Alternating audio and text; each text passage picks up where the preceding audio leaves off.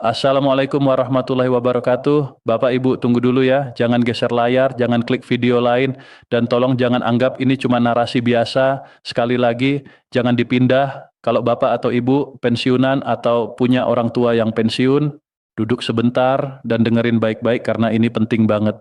Saya minta waktu Bapak dan Ibu bukan buat hiburan atau sensasi, tapi buat jelasin soal hak, soal duit pensiun, dan soal kepastian negara yang selama ini sering bikin dada sesak antara berharap dan takut kecewa.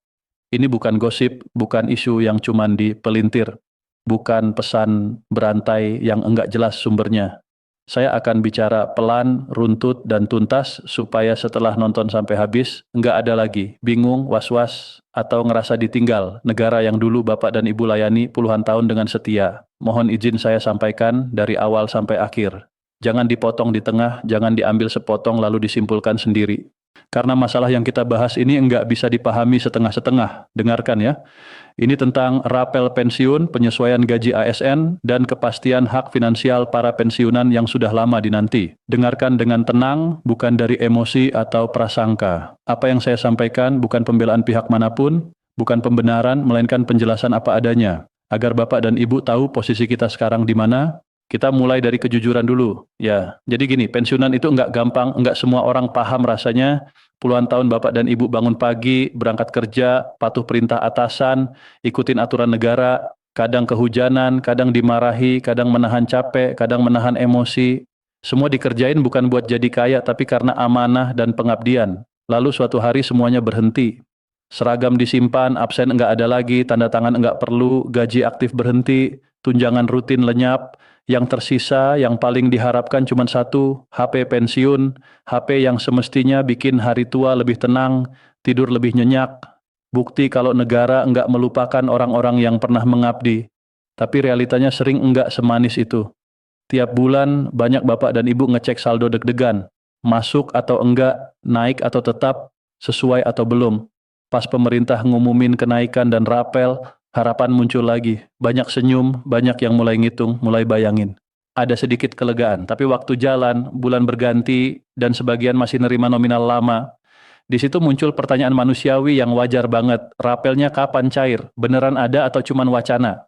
Itu pertanyaan wajar. Bukan tanda enggak sabar, tapi tanda kebutuhan, tanda hak yang belum sampai.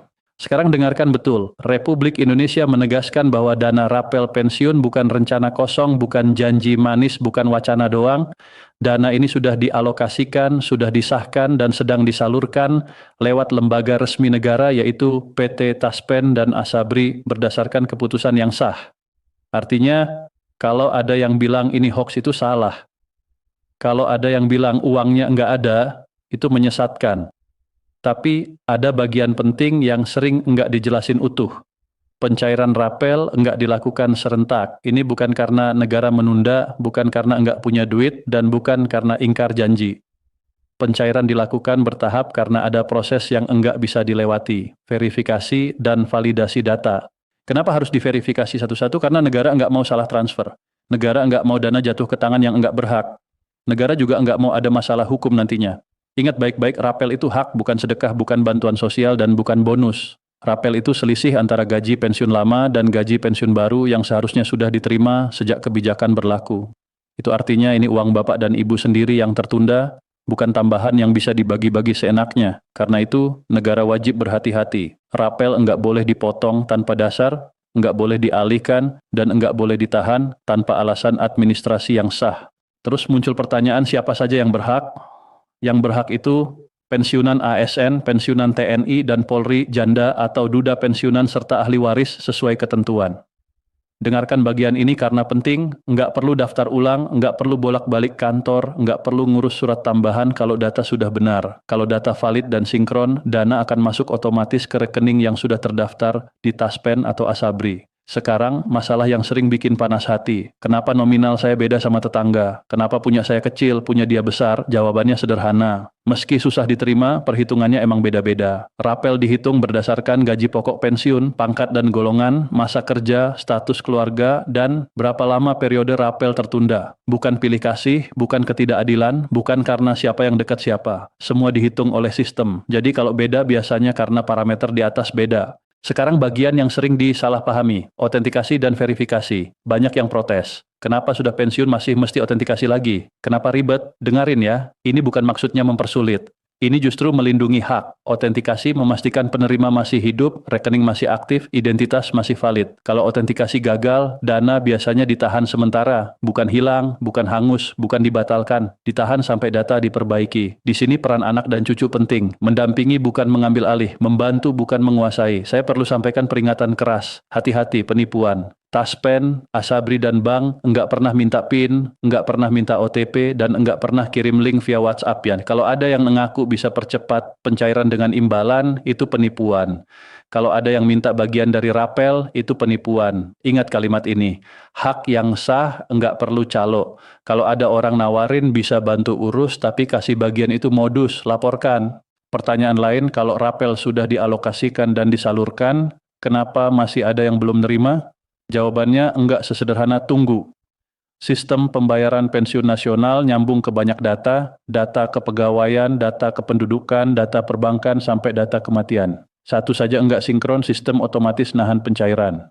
Contoh, nama di SK pensiun masih pakai ejaan lama, sementara di KTP sudah berubah. Nama di rekening bank pakai singkatan.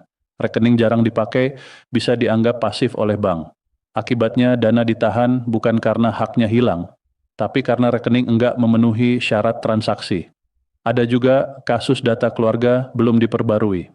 Status menikah, janda, duda, atau ahli waris enggak sinkron dengan data terakhir di Taspen atau Asabri. Dalam kondisi gitu, sistem enggak berani cairkan karena khawatir salah sasaran.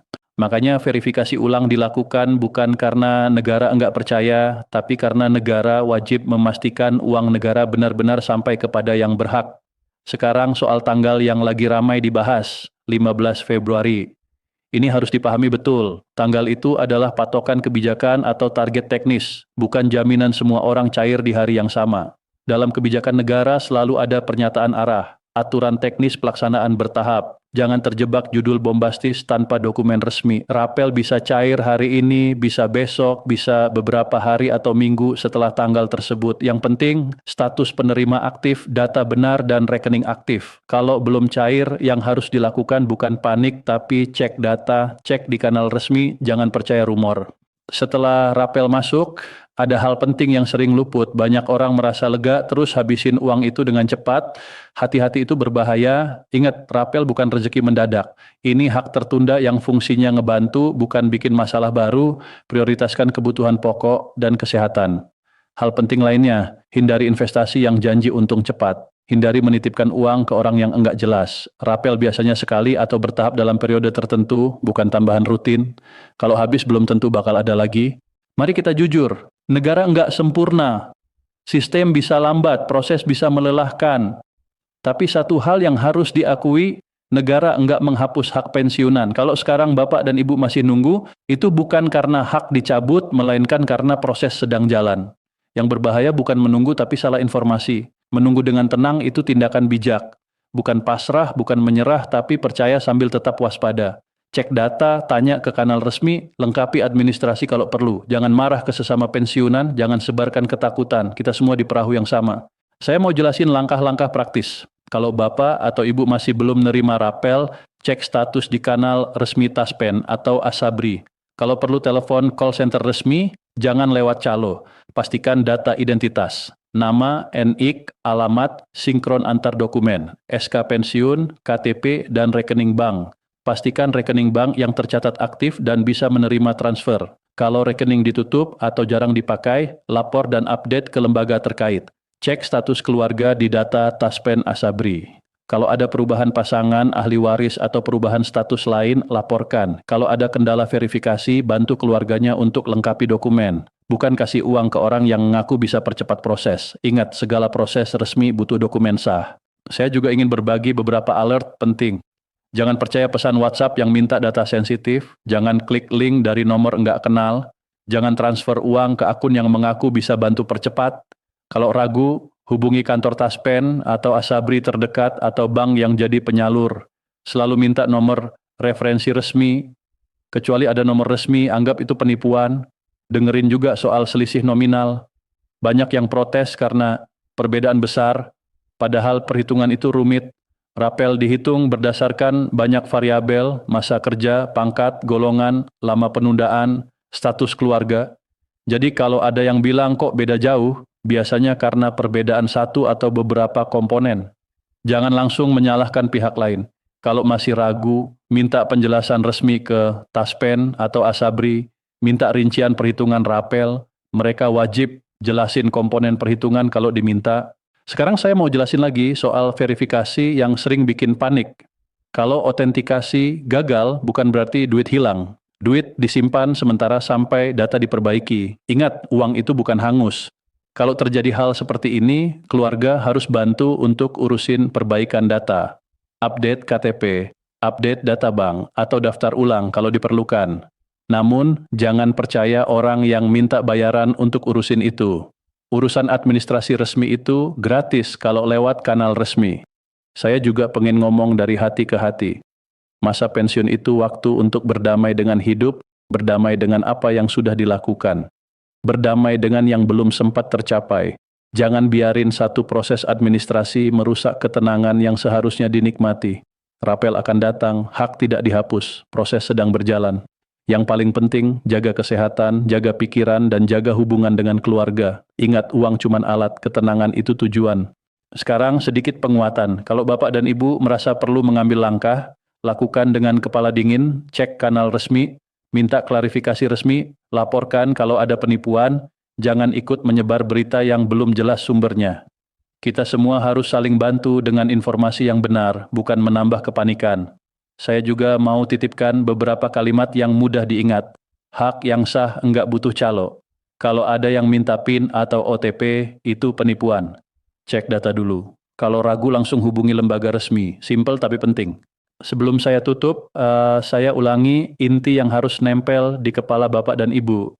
Dana rapel itu nyata, sudah dialokasikan dan sedang dicairkan lewat mekanisme resmi. Prosesnya bertahap karena verifikasi data. Kalau belum cair bukan berarti hak dicabut, melainkan proses lagi jalan. Cek data, laporkan kalau ada masalah, dan jauhi calo serta penipu. Setelah dapat, pakai dengan bijak. Prioritaskan kebutuhan, kesehatan, dan hal penting. Jangan tergoda investasi cepat yang berisiko tinggi. Terima kasih banyak Bapak dan Ibu yang sudah mendengarkan dari awal sampai akhir. Semoga penjelasan ini ngasih kejelasan, menenangkan hati, dan meredakan rasa was-was. Negara boleh lambat, sistem boleh rumit, tapi hak tidak hilang selama kita tetap tenang, sadar, dan waspada. Stop dulu Bapak Ibu. Serius, jangan keburu senyum, jangan keburu share ke keluarga, jangan keburu bikin rencana belanja besar, sebelum kita benar-benar ngerti duduk perkaranya. Soalnya kabar yang lewat di HP itu kadang judulnya manis banget, tegas banget, bikin jantung auto deg-degan, tapi begitu kita cari pegangan resminya, belum tentu ada. Dan kalau kita salah nangkep, yang goyah bukan cuma perasaan, tapi bisa rencana keuangan satu rumah, bisa bikin suasana di rumah jadi tegang, bisa bikin Bapak Ibu capek sendiri karena tiap jam cek saldo, padahal kenyataannya bisa aja kebijakan itu belum pernah resmi ditetapkan.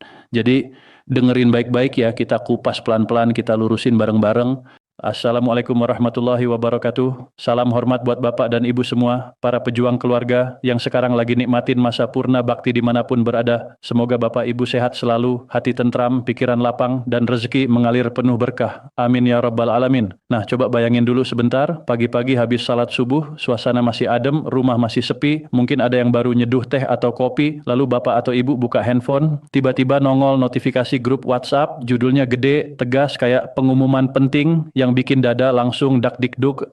Rapelan dan THR pensiunan 2026 akhirnya cair. Bahkan ada yang nambahin lagi, kabarnya udah resmi disahkan lewat peraturan pemerintah terbaru yang ditandatangani Presiden Prabowo Subianto. Sekejap harapan meledak. Ada yang langsung kebayang bayar obat yang sempat ketunda, nutup tagihan listrik sama air yang makin naik, belanja bulanan yang sekarang daftarannya makin panjang, atau persiapan hari raya biar bisa kumpul bareng anak cucu dengan hati lebih lega. Tapi biasanya di tengah harapan yang langsung naik itu muncul juga pertanyaan yang wajar banget. Ini beneran resmi? Ini beneran udah ada PP-nya? Kalau bener PP, nomornya berapa? Tanggal penetapannya kapan? Beneran cair Maret 2026? Maret itu awal, tengah, akhir? Kalau belum jelas, gimana kita harus sikapi info kayak gini? Nah, itu yang mau kita kupas bareng-bareng sekarang biar Bapak Ibu nggak jadi korban ekspektasi yang keburu disusun, tapi ternyata tanggalnya cuman katanya. Bapak Ibu yang saya hormati, kita semua paham. Pensiun itu bukan berarti kebutuhan ikut pensiun. Malah seringnya kebutuhan makin banyak. Kesehatan jadi perhatian utama. Biaya kontrol, obat-obatan, pemeriksaan lab, terapi, dan hal-hal yang kalau udah umur begini nggak bisa ditawar. Belum lagi kebutuhan sehari-hari yang harganya terus melambung. Di tengah kondisi seperti itu, wacana rapelan dan THR jelas terasa kayak angin segar. Karena rapelan bukan sekadar uang tambahan yang bonus-bonusan, rapelan itu selisih hak yang memang seharusnya diterima kalau ada kebijakan baru yang berlaku surut. Dan THR bukan cuma tradisi tahunan, THR biasanya jadi penopang daya beli menjelang hari raya. Bapak Ibu pasti paham, menjelang lebaran itu kebutuhan tiba-tiba naik, kebutuhan dapur, kebutuhan rumah, kebutuhan ketemu keluarga. Kadang ada cucu minta ini itu, semuanya jadi lebih ramai. Dalam info yang beredar disebutkan ada kenaikan gaji buat ASN aktif sekaligus pencairan tunggakan pensiun. Dengan jumlah penerima yang disebut mencapai sekitar 9,4 juta orang termasuk para pensiunan. Angka 9,4 juta itu besar banget. Itu menggambarkan luasnya cakupan kebijakan yang katanya akan jalan ASN pusat, ASN daerah, prajurit TNI, anggota Polri, hakim, serta pensiunan dan penerima pensiun janda atau duda. Kalau penerimanya segitu, berarti sistem yang jalan di belakangnya juga raksasa. Proses administrasi, verifikasi data, sinkronisasi perbankan, semuanya melibatkan jutaan nama, jutaan rekening, dan data yang harus benar-benar akurat. Karena satu kesalahan kecil di data bisa bikin pembayaran nyasar, bisa bikin tertahan, bisa bikin repot penerima, dan koreksinya sering lebih lama daripada verifikasi awal. Jadi sebelum kita keburu melambung berharap, penting banget kita ngerti dulu mekanisme rapelan dan THR itu bekerja dalam sistem pemerintahan. Sederhananya, rapelan itu selisih pembayaran akibat adanya penyesuaian kebijakan yang berlaku surut. Contohnya begini, kalau ada kenaikan pensiun yang berlaku efektif mulai Januari, tapi proses administrasinya baru kelar di Maret, maka saat pembayaran di Maret biasanya dibayarkan selisih Januari dan Februari. Itu yang disebut rapelan. Jadi jangan salah sangka, rapelan bukan berarti pensiun pokok sebelumnya nggak dibayar. Bukan juga berarti ada tunggakan rutin yang berhenti terus numpuk. Yang dimaksud rapelan itu selisih karena kebijakan baru yang baru bisa disalurkan setelah sistem siap, setelah data diverifikasi, setelah perhitungan diselesaikan. Dalam narasi yang beredar juga disebutkan tunggakan itu terjadi karena proses verifikasi jutaan data pensiunan. Kalau dipikir-pikir, secara teknis memang masuk akal karena skala sistemnya besar banget. Setiap perubahan kebijakan mesti diikuti penyesuaian data, nomor induk, nomor pensiun, data keluarga, status penerima, rekening bank, semuanya harus sinkron. Sedikit salah, nama beda satu huruf, NIK kurang satu angka, rekening sudah tidak aktif, bisa berakibat salah bayar atau pembayaran tertahan untuk verifikasi. Dan salah bayar itu nggak sepele. Bisa ada koreksi, ada penarikan balik, ada proses administrasi tambahan. Makanya verifikasi dan sinkronisasi ini nggak bisa digesa-gesa. Disinilah tantangan komunikasi sering muncul. Judul berita yang bilang akhirnya cair atau resmi disahkan itu memang bikin orang langsung percaya, padahal rincian regulasinya belum jelas.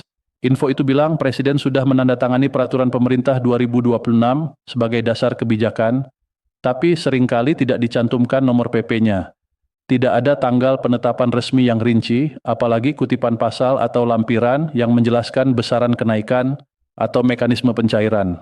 Padahal dalam praktiknya, sebuah PP biasanya memuat rincian yang jelas.